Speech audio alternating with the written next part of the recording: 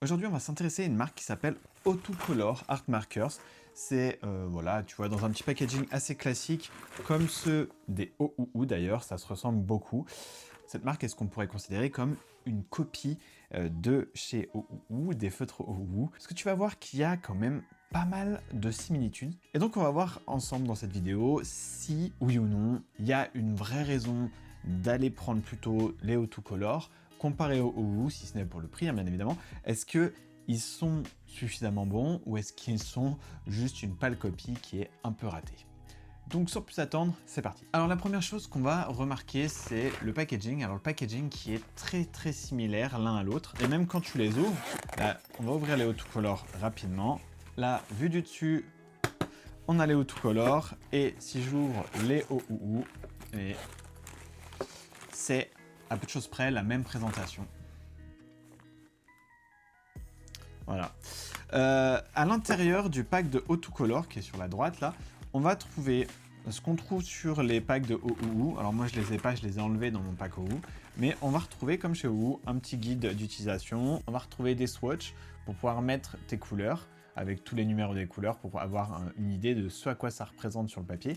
Il y a des petits dessins assez sympas qui te permettent de pouvoir dessiner dessus, de pouvoir tester un peu les feutres. Tu as même les codes couleurs suivant les illustrations que tu vas faire. Je trouve ça assez sympa. Et en dernier, on a un petit papier en plastique pour éviter que ça passe en dessous, qu'on va utiliser pour le test d'ailleurs, soit dit en passant. Et après, on retrouve toute une sélection de couleurs. Alors, cette sélection de couleurs, de ce que j'ai pu voir, elle est quand même...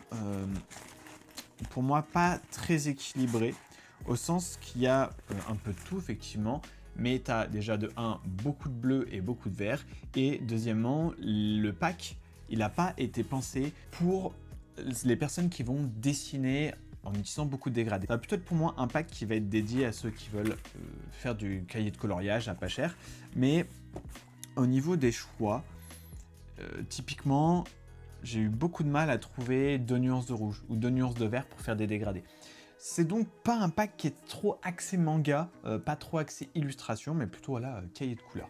Est-ce que c'est grave, est-ce que c'est pas grave? C'est pas la question ici, mais en tout cas, sache que je préfère te dire ce qu'il n'est pas. Alors côté packaging, comme tu peux voir, on est vraiment sur des feutres qui sont très similaires. Là, je te les mets là un peu plus proches l'un de l'autre. Ces feutres, ils sont donc blancs avec bague de couleur d'un côté. Si on se rapproche suffisamment, on peut voir que même la police d'écriture avec un côté un peu fun et un côté un peu plus lettré est très similaire. Ça brille, même les logos, la façon dont c'est écrit, c'est assez similaire quand même. La police au-dessus, bon bah voilà, ça rappelle OOU forcément. Bien évidemment, je les compare à ceux à qui ils font de la compétition, clairement. Ils sont vraiment très similaires. Pour moi, je vois les mêmes feutres, hein, si je regarde pas très bien. Après, quand on va les ouvrir, la différence, c'est que les Autocolor, ils ont opté pour une pointe pinceau d'un côté et une pointe classique de l'autre. Là, les OOU ont aussi cette gamme, hein, bien évidemment. Moi, je ne l'ai pas à la maison. J'ai pointe biseau d'un côté et puis de l'autre, j'ai les points de pinceau, bien évidemment. Quelque chose qui est très marquant sur ces feutres, sur les Autocolor, c'est qu'ils sont très faciles à ouvrir. Même plus faciles que les OOU, qui sont déjà très faciles à ouvrir. Ils ont un côté une texture un peu plus mate. Je ne sais pas si on va bien se rendre compte à la caméra. Là, on voit que ça brille plus sur les OOU, alors que sur les Autocolor, ça ne brille pas. Cette texture mate, je la trouve très agréable. Ça fait que le feutre, il tient bien en main. Il glisse pas trop, même quand tu as les mains qui glissent un peu ou que tu as fait plusieurs heures de dessin. Donc ça, c'est quand même assez appréciable. Autre chose que j'ai remarqué, c'est que la calibration sur les bouchons, c'est la couleur que tu retrouves sur le feutre. Et ça, pour moi, c'est un excellent point. Pour la simple et bonne raison que c'est très chiant d'avoir un feutre qui est mal calibré, de te dire bah, j'ai une couleur et en fait finalement quand tu la mets sur le papier c'est pas la bonne couleur. Donc de ce côté là c'est un bon point pour les Autocolor qui font pas juste être une copie des OOU, même si au niveau du packaging quand même, ouais voilà, on est sur des feutres assez similaires. Ce qu'on va faire maintenant, c'est qu'on va tester les Autocolor sur le test que j'appelle théorique. On va voir un peu comment ils se dégradent, comment réagissent les pointes sur le papier, et puis avec des dégradés de couleurs similaires et de couleurs opposées, qui sont généralement les dégradés les plus compliqués à faire pour des feutres alcool. Alors, cette pointe classique, elle est, somme toute, ce qu'il y a de plus classique. jusque-là. Elle fait bien son travail. Le débit d'encre est correct. J'ai pas grand chose à dire au niveau du débit d'encre. On va voir du côté de la pointe pinceau. Alors, la pointe pinceau, elle a un gros débit d'encre. On va dire que le débit d'encre qui en ressort ressemble beaucoup à celui du OOU. J'ai vraiment l'impression de retrouver un peu le côté OOU.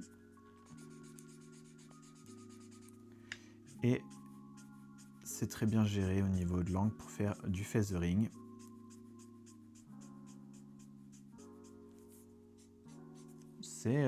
C'est plutôt un bon premier contact pour les autocollants. Maintenant, ce qu'on va faire, c'est qu'on va faire un dégradé de couleurs similaires. Donc pour ça, je vais opter pour un jaune et une sorte de marron un peu qui tire un peu vers l'orange. Parce que j'ai pas trois couleurs vraiment qui suivent sur ce pack qui est un peu chaotique quand même comme pack. Il faut le reconnaître, tu vois. Donc on va regarder du côté du marron et du jaune. Alors, d'abord j'applique mon marron. Les pointes sont somme toute assez fines en soi, mais en fait elles restent quand même assez flexibles et elles se replacent bien. Elles s'écrasent pas trop, ce qui est plutôt agréable à utiliser. Ça donne un effet un peu de rebond, assez étonnant, mais c'est ça. Alors, hop, on va appliquer le jaune. On se rend compte que le débit d'encre est quand même assez élevé, mais sans non plus trop en faire. Alors, voyons le dégradé. Là, à l'utilisation, la première chose que je remarque, c'est que l'encre claire se propage vachement dans l'encre foncée. C'est-à-dire qu'il va vraiment imbiber, il va décolorer beaucoup l'encre foncée, ce qui est d'ailleurs assez étonnant, parce que c'est pas une façon de faire des encres classiques, on va dire. Normalement, c'est plutôt vraiment le foncé qui va s'imbiber, il va falloir vraiment l'éclaircir petit à petit. Là, tu as l'impression que c'est le clair qui va s'imbiber dans le foncé et il faut repasser sur le foncé. Ça marche d'ailleurs très très bien quand tu vois le dégradé que ça peut proposer à la caméra. Moi, je trouve que ça marche pas mal du tout. À voir en contexte, en utilisation réelle. Mais maintenant, ce qu'on va faire, c'est qu'on va faire un stress test un peu plus intense pour nos autocolors.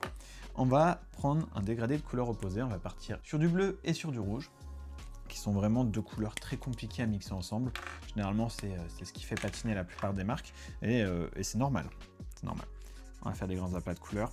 C'est vrai que dans ces moments-là, moi, j'ai une préférence pour les points de biseau qui permettent de faire des grands aplats. Alors, on pourrait tout à fait me répondre que les points de pinceau font très bien ce travail, tout aussi bien, en plus d'avoir la flexibilité de pouvoir faire des détails, mais je trouve que ça fait quand même pas tout à fait la même chose. Alors, notre bleu, qui est un beau bleu ciel. Une petite différence de teinte quand même. Vraiment, j'ai pris le bleu le plus foncé que j'avais. Alors, autant mon rouge semble dégrader mon bleu, autant mon bleu, lui, il a beaucoup de mal à dégrader mon rouge. Hein. On sent la différence d'encre, et puis le fait que c'est bien traversé la feuille, que c'est fait des traces en dessous. Là, on le voit vraiment à la caméra, que ça n'a pas vraiment bien pris ici. Ça a beaucoup débordé, et le mélange se fait pas vraiment très bien pour le coup. C'est pas une victoire. C'est pas forcément les pires que j'ai vus, mais c'est pas là où ils sont le mieux. Les dégradés de couleurs opposées, du coup, assez compliqués. Si c'est le genre de choses que tu fais, évite ces feutres. Mais bon, qui fait ça dans la réalité, généralement, fait des dégradés de couleurs similaires, c'est beaucoup plus joli. Maintenant, ce qu'on va faire, c'est qu'on va faire un petit test en conditions réelles de ces autocolors. Je vais les comparer avec les OOU classiques. Donc, je vais d'abord dessiner les OOU classiques pour que tu vois à quoi ça ressemble. Et puis après, je vais dessiner les autocolors. Et puis, on va en parler au fur et à mesure. Ok, alors maintenant, autour des autocolors, de faire leur show face au OOU en dessin réel pour voir un peu ce que ça vaut. Alors, c'est parti. Toujours aussi facile à ouvrir à une main, c'est vraiment très appréciable.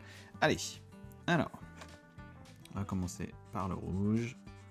Les pointes sont toujours aussi flexibles, ce qui est très agréable, je dois le reconnaître. Elles rebondissent, j'adore vraiment cette sensation qui est quand même bien.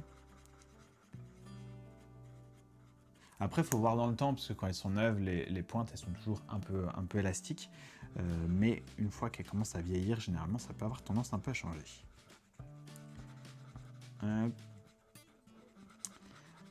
Alors, j'avoue que Autocolor, ils m'ont contacté. Et voilà, ils ont été très fair-play. Je pense qu'ils ont confiance en leurs produits, puisqu'ils m'ont autorisé à les comparer, bien évidemment. Je pense qu'ils savaient aussi que si ils me disaient non, je ne l'aurais pas fait la vidéo. Pour la simple et bonne raison qu'on m'a souvent demandé de tester les copies, les dupes de chez OOO. Et donc, du coup, c'est ce que je fais dans cette vidéo. Et c'est vrai que en termes de mélange des couleurs, là, ça se fait bien sur les couleurs. Quand tu arrives à trouver les bons dégradés sur cette gamme, là, tu arrives sur des dégradés qui sont simples en termes de quand tu as les bons choix de couleurs. Mais quand tu n'as pas les bons choix de couleurs, c'est compliqué. De prime abord, les résultats entre les OOO et les Autocolor en termes de réaction de l'encre sont assez similaires. Je serais d'ailleurs même pas étonné que ce soit le fournisseur ou l'entreprise qui se charge de faire les OOO qui soit à la base de cette copie qui est une copie carbone, soyons honnêtes. Et la réaction de l'encre le prouve assez fortement. On a une réaction assez similaire. Je trouve même qu'on a des teintes qui sont somme toute assez similaires.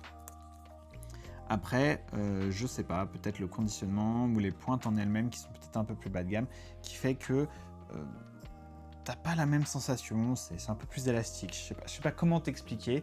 Les OOO, c'est un peu plus doux. C'est un peu plus doux, là, ça fait pas très doux, là. Ça fait un peu plus brut. Alors après, ils valent la moitié des OOO, donc forcément, il y a des compromis à trouver. Bon, déjà, il y a du compromis sur la R&D, du coup, mais ouais.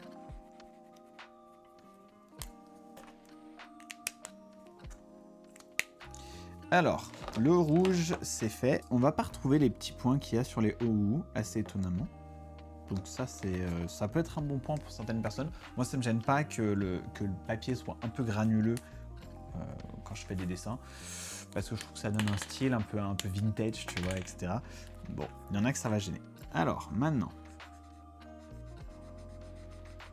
on est vraiment sur des couleurs très très similaires. Quand tu retrouves les couleurs, ça donne vraiment l'impression d'être une copie carbone. Alors, je suis pas très dépaysé du coup avec mon histoire de OOO et de Autocolor. J'ai l'impression d'avoir utilisé les mêmes feutres et d'être dans la continuité de mon premier dessin de la partie de gauche. C'est un bon point pour récupérer des personnes de chez OOO, des utilisateurs de OOO. Après, là, à l'utilisation, je trouve qu'il y a quand même une odeur qui est plus forte que celle de chez OOO. Alors, si c'est la même encre, c'est peut-être psychologique, c'est tout à fait possible. Mais je trouve qu'il y a quand même une odeur un peu plus forte. Alors, peut-être aussi parce qu'ils sont plus neufs que mes OOO, ce qui est tout à fait possible en soi, que le fait que mes OOO soient plus vieux et qu'ils aient été ouverts plus de fois. Dans ces cas-là, qu'ils sentent moins et que l'alcool se soit déjà évaporé. Là, tu vois, on commence à voir la démarcation. T'es obligé de repasser en fait avec les couleurs un peu foncées, parce que sinon, ta couleur claire va vraiment s'imbiber. On voit beaucoup la démarcation là, ici, là. Là, la couleur claire qui rentre. Donc, tu es obligé de repasser un peu que ta couleur foncée. C'est pas très grave en soi, mais c'est juste un petit coup de pinceau à prendre. Si tu ne le sais pas encore et que tu me suis sur cette chaîne et que tu ne le sais pas encore, j'ai fait une formation sur les feutres à alcool où je t'apprends à gérer un peu tous tes feutres à alcool, comment bien t'en servir, comment gérer les couleurs, comment choisir les couleurs et comment faire des bases, des aplats, des beaux dégradés. Là, je te fais un dégradé en 2 couleurs, donc c'est un dégradé ce qui est plus basique à la caméra, mais tu peux aller à 3, 4, 5 couleurs, tu peux mettre une base en dessous. Tu as beaucoup de possibilités et beaucoup de créativité que tu peux avoir avec les feutres à alcool. Et donc, je te parle de tout ça dans ma formation. Je te mets le lien là en description, juste en dessous, si tu veux aller voir. N'hésite pas à aller jeter un œil. Et ces feutres, eh bien, ils font très très bien le travail. Il n'y a pas de points, il n'y a pas de... Tu vois, là, tu as des points sur les OOO. Là, c'est pas le cas. Là, c'est pas le cas ici. Donc, c'est quand même très très appréciable à l'utilisation. Je n'ai pas ouvert les bons côtés. Je suis un peu perturbé parce que les bagues de couleurs que tu as là, ici, de ce côté-là, c'est les pointes classiques sur les autocolores, alors que sur les OU, c'est les points de pinceau, donc je t'avouerai que c'est les habitudes qui parlent. Alors, on va faire les feuilles. J'ai pas trouvé de très belles nuances de vert. On va dire, c'est pas que j'ai pas trouvé de belles nuances de vert, c'est que j'ai pas trouvé des nuances suffisamment adaptées pour le dégrader. Tu vois, comme chez OU, là tu as un vert foncé, et puis après tu as un vert feuille un peu plus clair. Là, le vert foncé, il est en train de s'éclaircir, et tu verras au final que ce vert feuille, il va s'éclaircir un peu trop, et qu'on verra plus trop la différence, ce qui est un peu dommage. Alors je vais essayer de passer plusieurs fois pour compenser cet effet, mais je pense qu'on aura quand même l'effet au final. Je trouve que la couleur, elle se mélange bien, mais elle laisse quand même des traces, elle laisse quand même des démarquages, notamment à cause des couleurs claires en fait, qui vont vraiment beaucoup diluer. Alors c'est soit parce qu'il manque des teintes intermédiaires chez Autocolor, ou soit que l'encre est un peu plus bas de gamme, et du coup, en fait, tu vas avoir de l'encre claire qui va vraiment dégrader ton encre foncée, un peu comme quand tu as un marqueur 0 qui a juste de l'encre pure, et dès que tu en mets un peu sur de l'encre foncée, ça dilue tout. Et je pense que là, c'est un peu ce qui se passe. Et c'est dommage. C'est dommage parce que l'encre est pas si mal. Après, j'ai plus en tête s'il y a des gros packs, des autocolors. Mais là, sur le pack de 50, encore une fois, c'est pas que les feutres sont mauvais, mais j'ai du mal à le conseiller, à vous le conseiller en fait, à ceux qui me suivent sur YouTube, parce que je sais pertinemment que vous êtes plutôt adepte des gros packs de feutres, et surtout vous êtes plutôt adepte de l'illustration. Et donc à partir de ce moment-là, c'est un peu compliqué pour moi de vraiment vous le recommander, parce que en termes d'illustration, sur le pack de 50, vous allez être un peu limité. Alors c'est pas pour l'encre en soi. Après, si toi tu sais que tu vas pas avoir besoin de beaucoup de couleurs, parce que tout simplement tu vas plutôt faire du carnet de coloriage, alors fonce, c'est des très bons feutres. Est-ce que ce sont juste des feutres de copie de OU? Pas que. L'encre se mélange un peu différemment, elle se mélange bien d'ailleurs, c'est plutôt bien. Le problème, ça va vraiment être les nuances qui ont été choisies, qui vont pour moi vraiment tirer un peu ce pack vers le bas, en tout cas le pack de 50 que moi j'ai ici. Là, ce pack-là, regarde les couleurs 2 minutes, tu vois bien que c'est un peu le bordel quand même. C'est des feutres qui sont agréables, qui sont faciles à ouvrir et qui se mélangent bien. Voilà.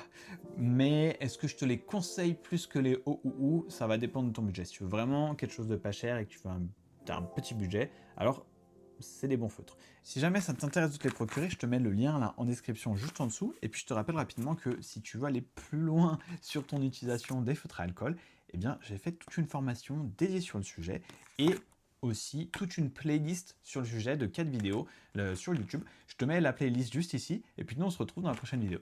Tchuss!